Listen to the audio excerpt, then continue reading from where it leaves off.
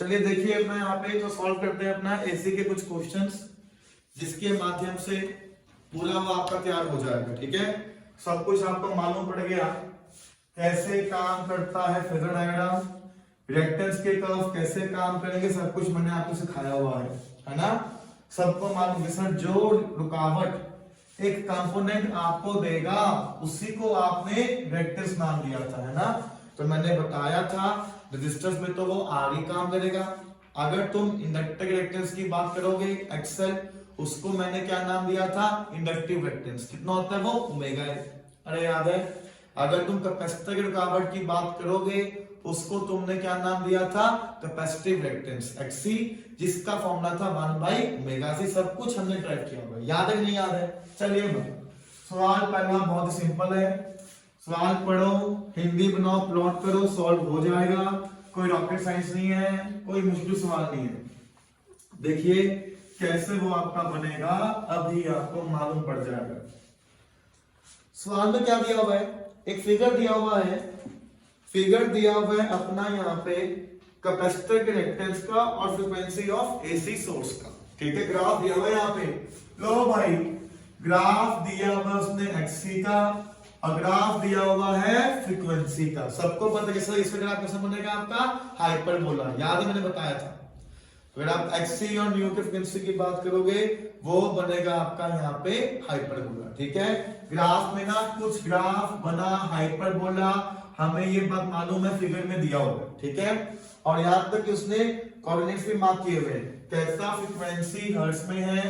Frequency दिया हुआ है 100 हर्ट्ज, ये दिया हुआ है 200 हर्ट्ज, ये दिया हुआ है 300 हर्ट्ज और ये दिया हुआ है 400 हर्ट्ज।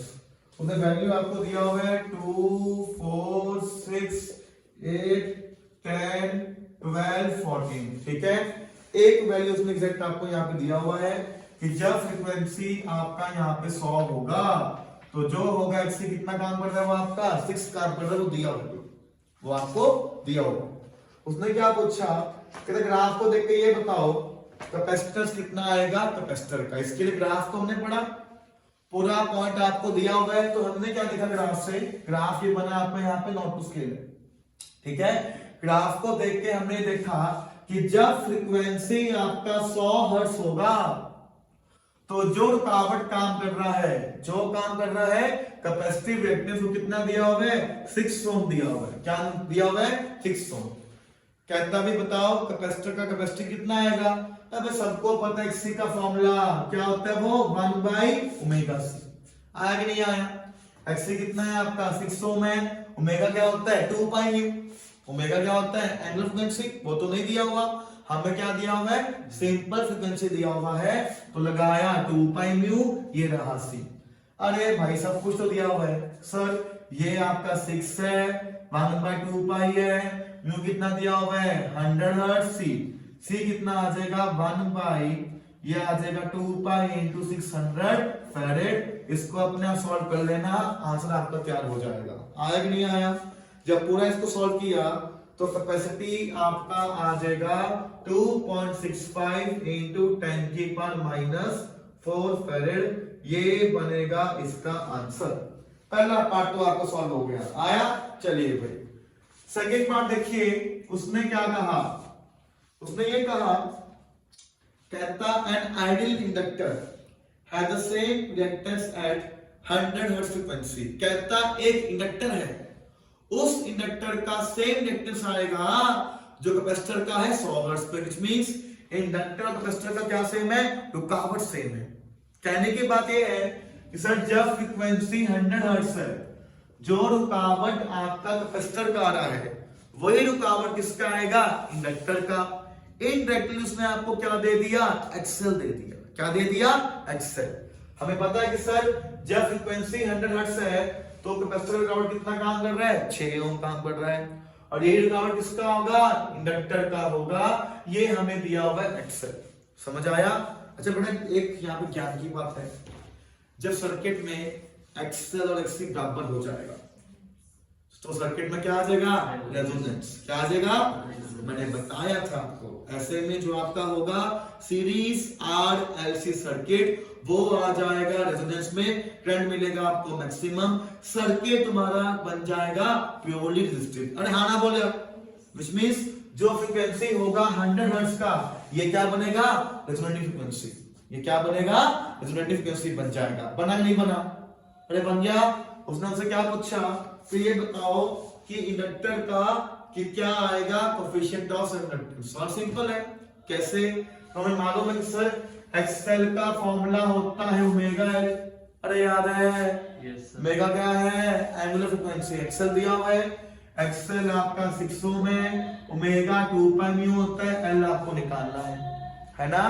तो ये आया 6, म्यू आपको दिया हुआ है 100। इसको सॉल्व करिए, इधर से आपके पास क्या आ जाएगा सेल्फ इंडक्टेंस भी आ जाएगा। सेकंड पार्ट भी आपका सॉल्व हो जाएगा।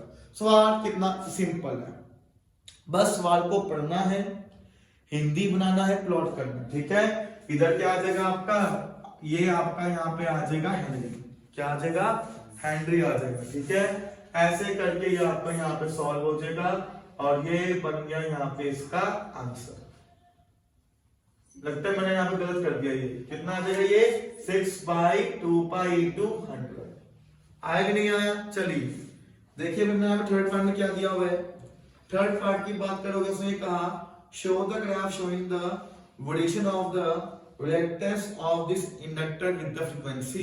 कि ये बताओ कि सेल्फ इंडक्टेंस का रुकावट यानी कि रिएक्टेंस और फ्रीक्वेंसी का ग्राफ क्या बनेगा। अरे भाई ग्राफ के लिए क्या चाहिए आपको? इक्वेशन। और दिख रहा है भाई एक्सएल होता है ओमेगा एल, ओमेगा होता है 2 पाई म्यू एल। तो y में क्या ड्रॉ किया आपने? एक्सएल। y में क्या बनेगा? Inductive reactance. x में क्या चाहिए आपको? फ्रीक्वेंसी।